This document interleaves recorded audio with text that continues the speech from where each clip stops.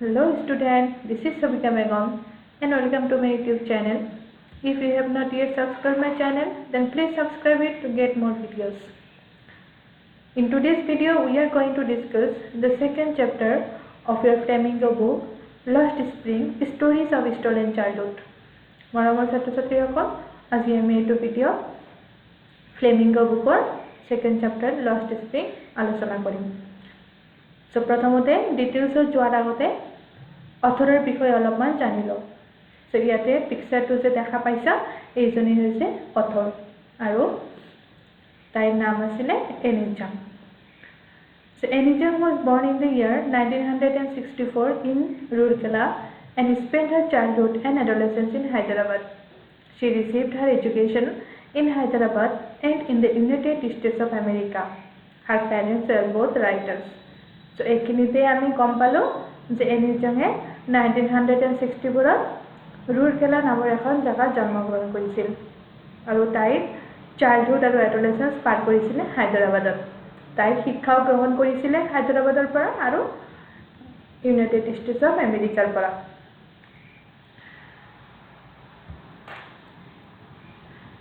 So Annie Jung began her career as a writer in India.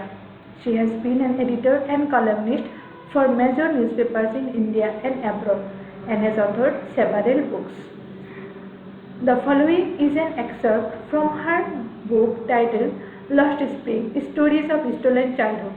Here she analyzes the grinning poverty and traditions which condemn these children to a life of exploitation. So ইয়াতে আমি গম পালো যে any জাঙৰ এইখন যেটো lesson আমি পঢ়ি আছো লষ্ট স্প্ৰিং এইটো হৈছে এটা পাৰ্ট এটা অংশ যেটো অংশ এনি জঙে মেইন কিতাপ আৰু সেই বুকটোৰ নাম আছিল lost spring stories of stolen childhood. এইখন আছিল হোল কিতাপখন আৰু এইখন কিতাপৰ পৰাই এনি জঙে লষ্ট স্প্ৰিং লেসনটো ইয়াতে উঠাই দিছে। সো এইখিনি পালো আমি এনি জঙৰ বিষয়ে। সো এতিয়া আমি অলপমান জানি লওঁ যে এনি জঙে এইটো চেপ্টাৰৰ নাম লষ্ট স্প্ৰিং কিয় দিছে। ইয়াতে এনি জঙে স্প্ৰিংক চাইল্ডহুড বুলি কৈছে। সো আমি সকলোৱে জানো যে সিজনবিলাকৰ ভিতৰত আটাইতকৈ ভাল আটাইতকৈ বিউটিফুল সিজন হৈছে স্প্ৰিং সিজন।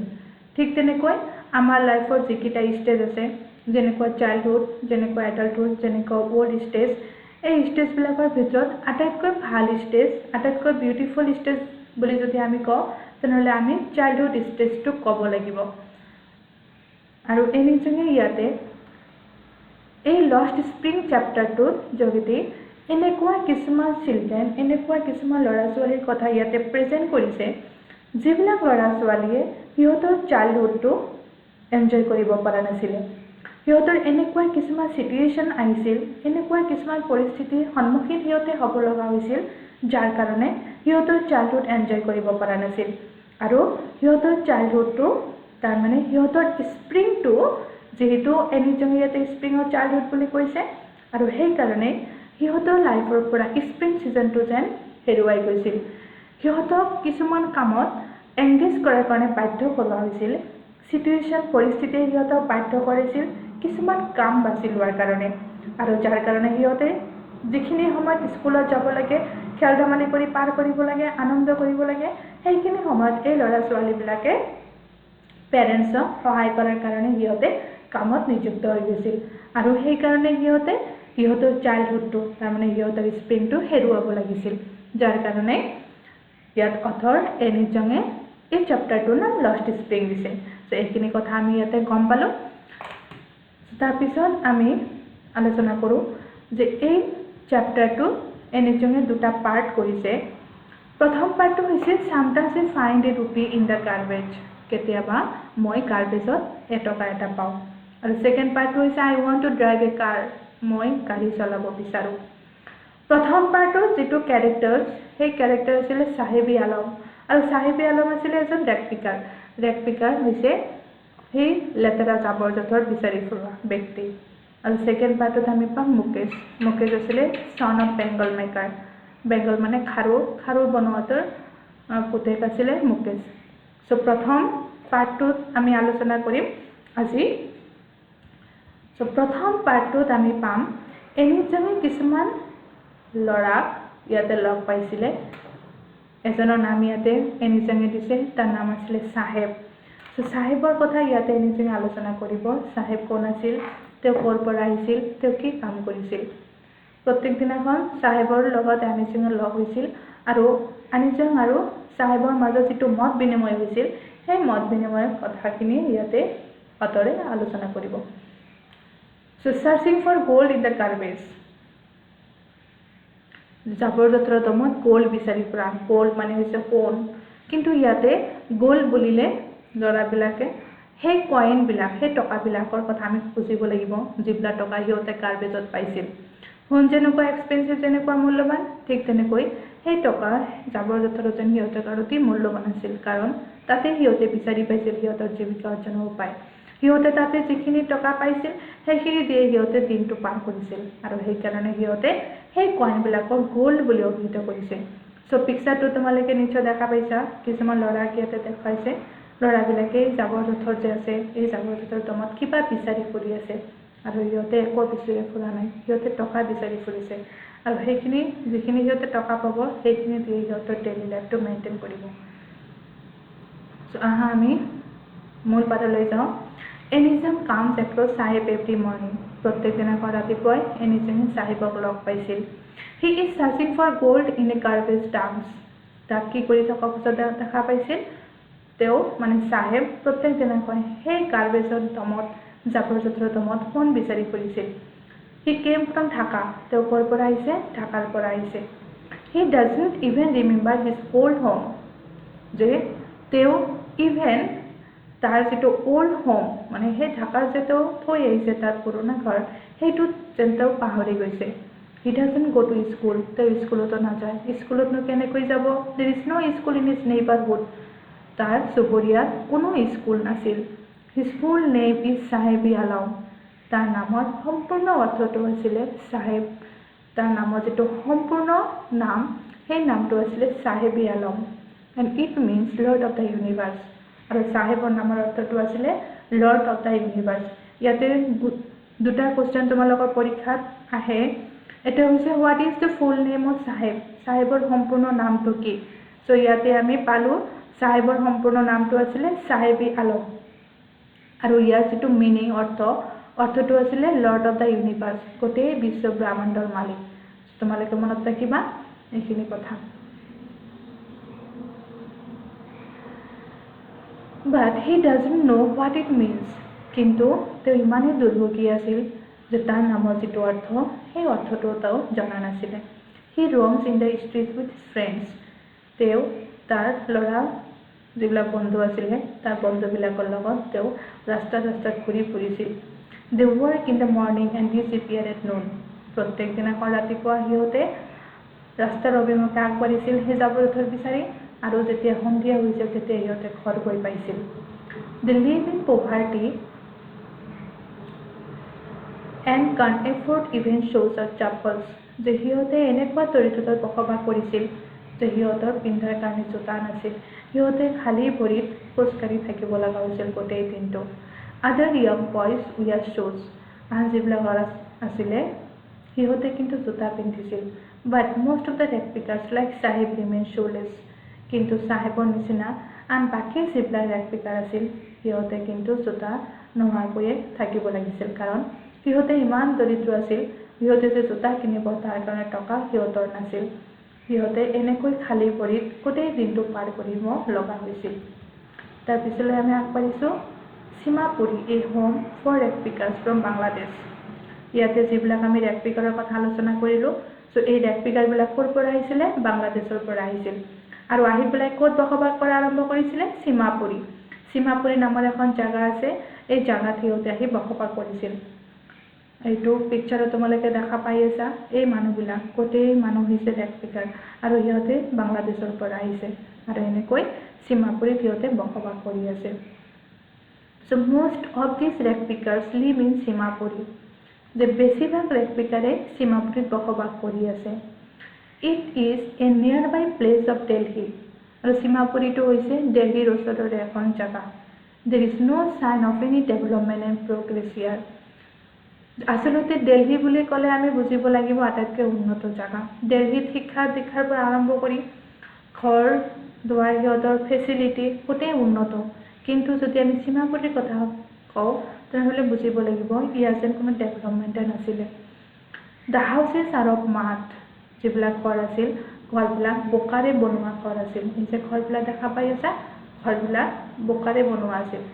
দে have roofs of tin and plastics, যে ঘৰৰ যিবিলাক ছাল, ৰুফ মানে হৈছে ছাল, ঘৰৰ যে ছাল আছিলে সেই ছালবিলাক আছিলে টিন আৰু প্লাষ্টিকেৰে বনোৱা।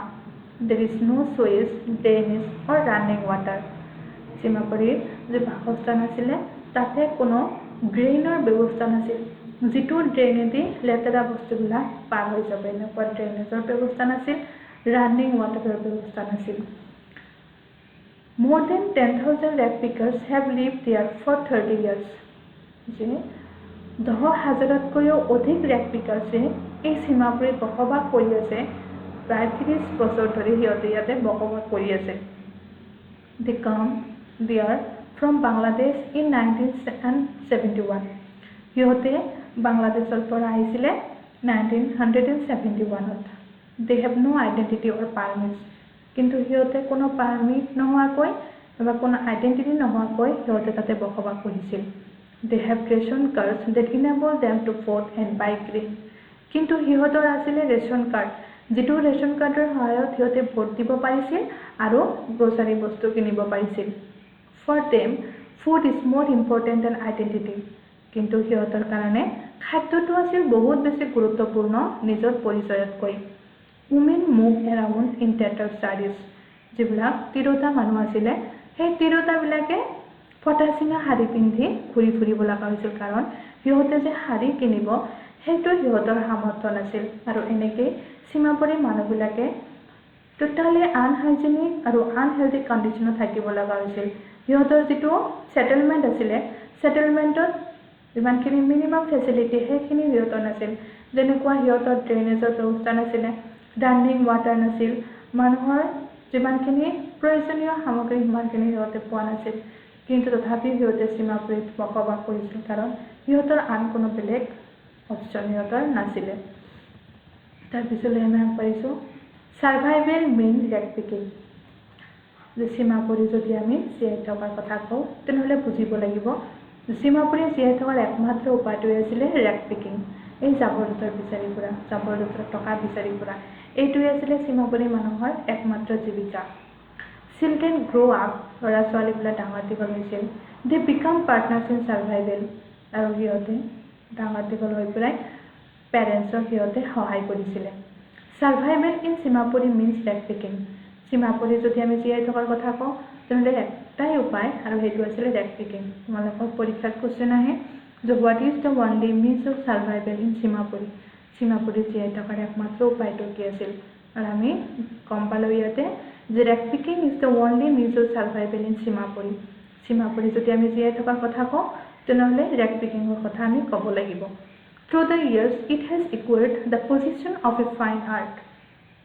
যে বছৰৰ পিছত বছৰ ধৰি এই ৰেগ পিকিঙে যেন এটা কলাত পৰিণত হৈছে, কাৰণ এই যিমান মানুহ আছিলে সীমাপুৰী গোটেই মানুহৰ এটাই কাম আছিল, সিহঁতে ৰাতিপুৱা ওলাব, আকৌ সন্ধিয়া যেতিয়া হ'ব তেতিয়া ঘৰত যাব। তাৰমানে এইটো সিহঁতৰ এটা ডেইলি হেবিট আছিল, আৰু এনেকৈ এটা কলাত পৰিণত হৈ গৈছিল। Garbage to them is gold, সিহঁতৰ কাৰণে জাবৰ জোঁথৰৰ দম আছিলে সোণস্বৰূপ। Sometimes a child can find a silver coin in a heap of garbage. যে কেতিয়াবা ল'ৰা ছোৱালীবিলাকে সেই গাৰ্বেজত, সেই জাবৰ জোঁথৰৰ দমত এটকা এটা পাইছিল। And there is always hope of finding more. আৰু এটকা এটা পাইছিল, আৰু সেইকাৰণে সিহঁতৰ এটা আশা জন্মিছিল যে মই অহাকালি আকৌ বেছি টকা পাম। এইটো আশা লৈ পেলাই সিহঁতে এনেকৈ জাবৰ জোঁথৰৰ দমত টকা বিচাৰি ফুৰিছিল। Garbage wrapped in wonder for children, ল'ৰা ছোৱালীবিলাকৰ কাৰণে গাৰ্বেজবিলাক, সেই জাবৰ জোঁথৰবিলাক যেন ৰেপ্ড কৰা আছিল, মেৰুৱা আছিলে। সিহঁতৰ কাৰণে গাৰ্বেজবিলাক এটা ছাৰপ্ৰাইজ আছিল, কাৰণ সিহঁতে যেতিয়া টকা পাইছিলে তেতিয়া সিহঁতে মনত বহুত আনন্দ পাইছিল যে মই আজি টকা পাইছোঁ। But for elders it is a means of survival কিন্তু এল্ডাৰবিলাকৰ কাৰণে এই গাৰ্বেজবিলাকেই আছিলে জীয়াই থকাৰ একমাত্ৰ উপায় কাৰণ সিহঁতৰ আন কোনো বেলেগ জীৱিকা অৰ্জনৰ ৰাস্তা নাছিলে যে সিহঁতৰ লাইফটো পাৰ কৰিব এনেকৈ গোটেই ল'ৰা ছোৱালীৰ পৰা আৰম্ভ কৰি বয়সস্থ মানুহলৈকে সিহঁতৰ এটাই কাম আছিলে যে সিহঁতে ৰেগ পিকিং কৰি সিহঁতৰ দিনকেইটা পাৰ কৰিব চ' চাহেব গেটছ এ স্মল জব ইয়াতে আমি পাম চাহেবে এটা চাকৰি পাইছে নতুন এটা চাকৰি পাইছে প্ৰথমে আমি ক'ব লাগিব যে চাহেব আছিলে এজন ৰেগ পিকাৰ আছিলে চাহেবৰ আচল পৰিচয় কিন্তু এতিয়া আমি পাম যে চাহেবে এটা চাকৰি পাইছে এটা সৰু এটা চাকৰি চ' কিহৰ চাকৰি আমি ইয়াতে পাম One morning, the narrator sees Sahib standing by the fenced gate of a club. এদিনাখন ৰাতিপুৱা নেৰেটৰ মানে এনিট জঙে চাহেবক লগ পাইছিল standing by the fenced gate of a club এটা ক্লাবৰ গেটত আৰু সেই ক্লাবৰ চাৰিওফালটো তাৰেদি ঘেৰাও কৰা আছিল আৰু চাহেবে সেই ক্লাবৰ গেটত থিয় হৈ আছিল Two young men dressed in white are playing tennis. যে দুজন মানুহ আছিলে young men আছিল সিহঁতে ড্ৰেছ আপ কৰিছিলে হোৱাইট কাপোৰ পিন্ধিছিল বগা কাপোৰ পিন্ধি পেলাই সিহঁতে টেনিছ খেলি আছিল আৰু টেনিছ খেলৰ যিটো ইউনিফৰ্ম যেনেকুৱা কাপোৰ পিন্ধিব লাগে সেনেকুৱা ধৰণৰ কাপোৰ পিন্ধি সিহঁতে টেনিছ খেলি আছিলে চাহেব ইজ অলছ' ৱেয়াৰিং টেনিছ শ্বুজ চাহেবেও টেনিছ খেলাৰ কাৰণে যেনেকুৱা জোতা পিন্ধিব লাগে চাহেবেও পিন্ধি আছিলে সেনেকুৱা জোতা দে আৰ ডিছকাৰ্ডেড অৰ ৰিজেক্টেড শ্বুজ অফ চাম ৰিচ বয় চাহেবে যে জোতাযোৰ পিন্ধি আছিলে সেই জোতাযোৰ কিন্তু চাহেবৰ নিজৰ নাছিল সেই জোতাযোৰ আছিল হয়তো কোনোবা ধনী ল'ৰা এজনে পেলাই দিছে জোতাযোৰ ৰিজেক্ট কৰিছে আৰু চাহেবে সেইটো লৈ পেলাই পিন্ধিছে he refused to wear them because of a hole in one of them যে সেই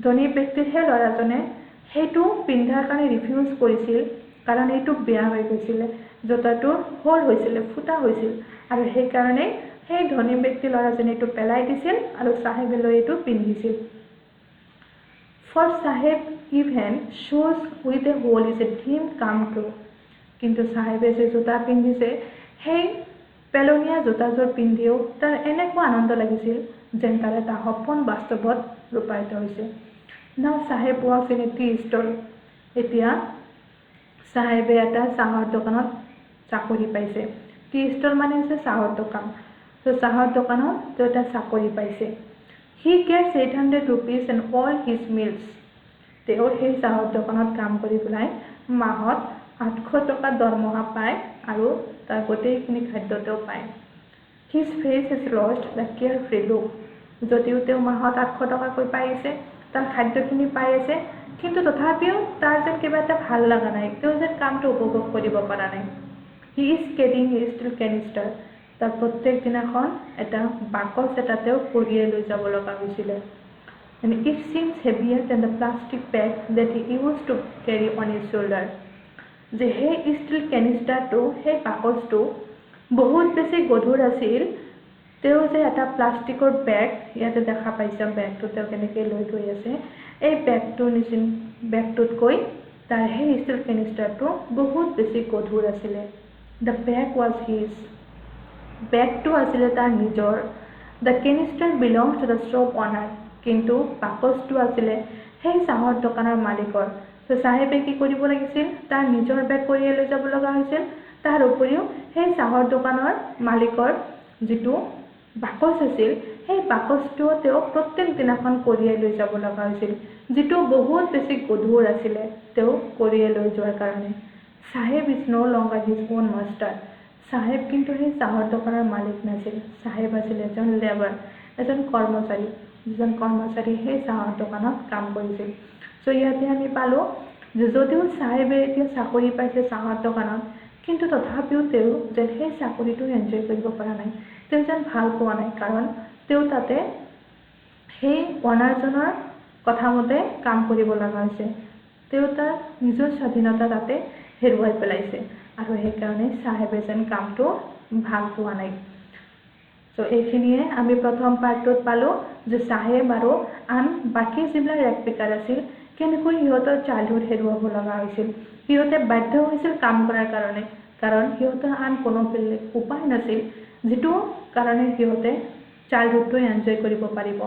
আৰু এনিজনে ইয়াতে চাহেবক দি পেলাই ইয়াতে বুজাই দিছে যে বাকী ল'ৰা ছোৱালীবিলাকক কেনেকৈ সিহঁতৰ চাইল্ডহুডটো হেৰুৱাইছিল। চ' ডিয়াৰ ষ্টুডেণ্টছ, আজিৰ কাৰণে